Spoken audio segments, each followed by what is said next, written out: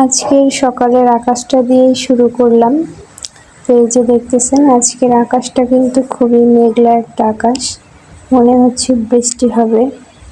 তো এর আর কিছুক্ষণ আগেও প্রচুর বৃষ্টি হয়েছে, তবে আকাশটা কিন্তু এখনো অলরেডি পরিষ্কার হয় নাই, তো আরও বৃষ্টি হবে মনে হচ্ছে। তো যাই হোক, মেঘলা আকাশ দেখতে কিন্তু খুবই ভালো লাগে। তো সকাল সকাল ঘুম থেকে উঠে কিছু কাজকর্ম করলাম। তো আজকে আমার একটু বাইরে যাওয়া লাগবে, শরীরটা খুব একটা ভালো না, তো ভাবছি যে ডাক্তার কাছে যাব। তো দিনটা মেঘলা মেঘলা দিন, কিন্তু কিছু করার নাই, খুবই সমস্যায় কিছুদিন যাবত আর কি ভুগতেছি, তো যাওয়াই লাগবে। তো ভাবলাম আজকে একটু ঢাকা মেডিকেল যাব। এই যে দেখেন, বাসা থেকে অলরেডি আমি বাইরে বের হয়েছি। তো বাইরে বের হয়েছি, গাড়িতে ওঠার সাথে সাথেই বৃষ্টি নেমে গেছে। বাইরে প্রচুর বৃষ্টি হইতেছে, আমি কিন্তু অটোতে বসে আছি। তো রাস্তায় বৃষ্টি, ঝিরিঝিরি বৃষ্টি পড়তেছে। তো হুট করেই অনেক জোরে বৃষ্টি নেমে পড়ছে। ফাতিমাকে আজকে বাসায় রেখে আসছি, যেহেতু ডাক্তার দেখাইতে যাব। তো আরও বৃষ্টির দিন, তো ওরে নিয়ে আসি নাই, তো বাসায় রেখে আসলাম বড় আপুর কাছে। তো এখন কিন্তু বৃষ্টি নেমে গেছে, কি একটা অবস্থা, মানে ঢাকা শহরে বৃষ্টি নেমে গেছে, রাস্তার মধ্যে একটু ঝামেলা হয়ে যায়, কোথায় গিয়ে দাঁড়ায় না দাঁড়ায়, প্রচুর মানুষ। তো দোকানে কিছু কিছু দোকান বন্ধ আছে, কারণ বৃষ্টির দিনে অনেকে খুলে নেয় দোকানপাটগুলা। তো এই সাইডে একটা দোকান খোলা ছিল, তো আমরা সেই দোকানে আর কি দাঁড়ায় আছি। তো অনেক বৃষ্টি নেমে গেছে, সবারই ঝামেলা হয়ে গেছে বৃষ্টির দিনে, বোঝেনি তো। এরকম আর কি, এতটাই বৃষ্টি যে ছাতায় আর কি মানুষের কুলাইতেছে না। তো যাই হোক, সবাই একটু দাঁড়াইতেছে এই সাইডে, তো আমিও তার সাথে দাঁড়ায় আছি। এতটাই বৃষ্টি নেমে গেছে, আর আমার হাতে খুব বেশি একটা সময় নেই, আমার যাইতে হবে ঢাকা মেডিকেল। তো শেষে কিছু আর কি অনেকক্ষণ সময় এখানে দাঁড়াইছিলাম, তারপরে বের হয়ে গেলাম যে এখানে দাঁড়ায় থাকা যাবে না আর কি। চিন্তা ভাবনা করতেছি যে যেহেতু ডাক্তার দেখাইতে যাব, যদি ডাক্তারই না পাই তাহলে কিভাবে ডাক্তার দেখাবো। তো ভাবতেছি কি করা যায়, আর এই বৃষ্টির মধ্যে ভিজলে ঠান্ডা লেগে যাবে, যাক কিছু করার নেই। তো বের হয়ে চলে আসলাম গাড়িতে, বলতে একটু বাসে উঠছি এখন। তো এখান থেকে আমি যাব গুলিস্তান। তো গুলিস্তানের বাসে উঠছি, দেখতেছেন ভিজে গেছি, প্রচুর বৃষ্টি। তো কিছু করার নেই, আলহামদুলিল্লাহ গাড়ি যেহেতু পেয়ে গেছি, তো আমার গন্তব্য স্থানে আমি যাইতে পারবো।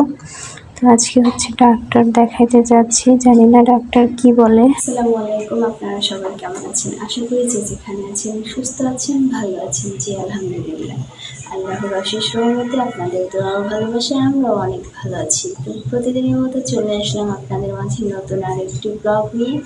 আর আজকের এই ব্লগটি স্টার্ট করছি, এখন দুপুর হয়ে গেছে, তো সকাল নাই।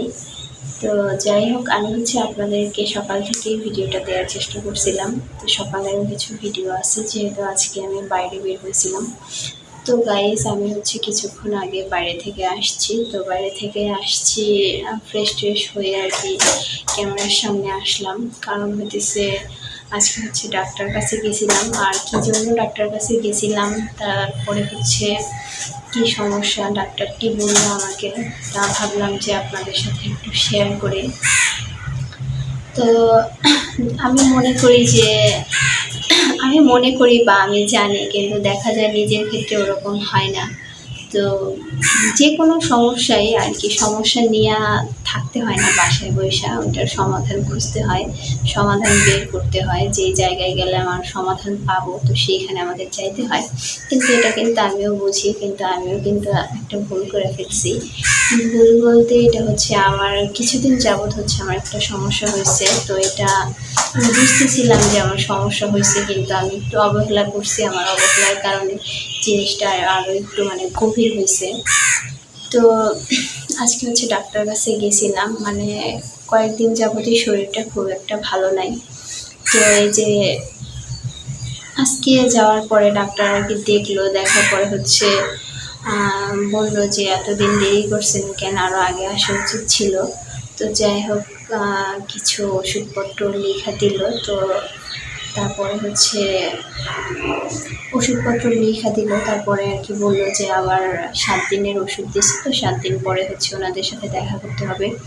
তো সমস্যাটা হইতেছে এই যে আমার নাকের এই এক সাইডে, এই যে বাম সাইডে দেখতেছেন, এখানে হচ্ছে একটা বিচির মতো হয়েছে। এই যে এখানে হাত দিলে কিন্তু আমি ধরতে পারি, এরকম প্রচুর ব্যথা করে, বলার মতো না। তো অনেক ব্যথা হয়েছে। এরপরে হচ্ছে মানে কয়েকদিন এরকম ব্যথা ছিল আমার, আমি এরকম কিছু মনে করিনি। তো তারপরে মানে ব্যথা আরও বাইরে গেছে, আর বিচিটাও হচ্ছে একটু বড় বড় হইতেছে। তো তারপরে হচ্ছে আমি ডাক্তার কাছে গেলাম আজকে। তো ডাক্তার কাছে যাওয়ার পর ডাক্তার বললো যে,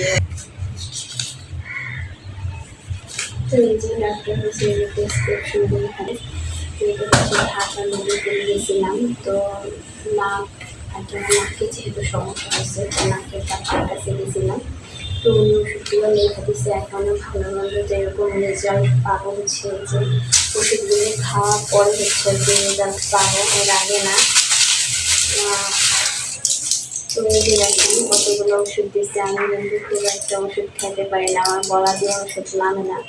তো জানি না কি হয়, তো ওষুধগুলোকে আমার খাইতেই হবে, যেহেতু সমস্যা। আর সমস্যা এখন যাই আছে, তো এটাকে যদি আরও বেশি অবহেলা করি, গুরুত্ব না দিই, তাহলে দেখা যায় আরও বেশি বড় সমস্যা হয়ে যাবে। তো যাই হোক, ওষুধগুলো খাওয়ার পরে হচ্ছে 7 দিন হলে ডাক্তার আমাদের সাথে দেখা করতে বলছে। যদি ওষুধে আর কি কমে তাহলে তো আলহামদুলিল্লাহ ভালো, আর যদি না কমে তাহলে ওনারা অন্য কোনো ব্যবস্থা নেবে। তো জানি না এখনো মানে কী হয়, এখনো কিছু বলা যাইতেছে না। ওষুধগুলো খাবো, এরপরে হচ্ছে আল্লাহ যেন আমাকে সুস্থ করে দেয়, ভালো করে দেয়। তো আপনারা সবাই আমাদের দোয়া রাখবেন যাতে আমি খুব তাড়াতাড়ি সুস্থ হয়ে যাই। তো আপনারা সবাই আমার এই ভিডিওটি দেখলেন। তো আপনাদের আমার এই ভিডিওটি যদি আপনাদের কাছে ভালো লেগে থাকে, অবশ্যই সাবস্ক্রাইব করবেন, লাইক কমেন্ট শেয়ার করে আমাদের পাশে থাকবেন, আমাদের সাপোর্ট করবেন। আর যারা অলরেডি আমার এই চ্যানেলটিকে সাবস্ক্রাইব করেছেন তাদেরকে অসংখ্য ধন্যবাদ।